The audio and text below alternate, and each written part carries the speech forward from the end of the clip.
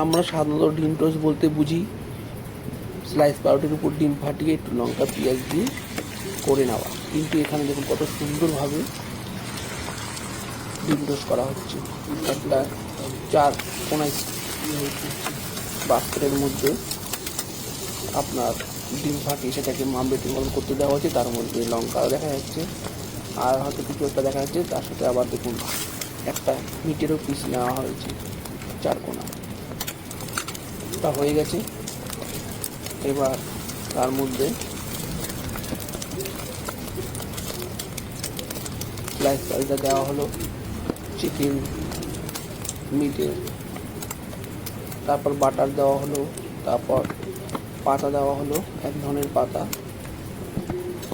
তার মধ্যে কিছু সস দেওয়া হলো। এবার দেখুন ওটাকে রোল করা হচ্ছে।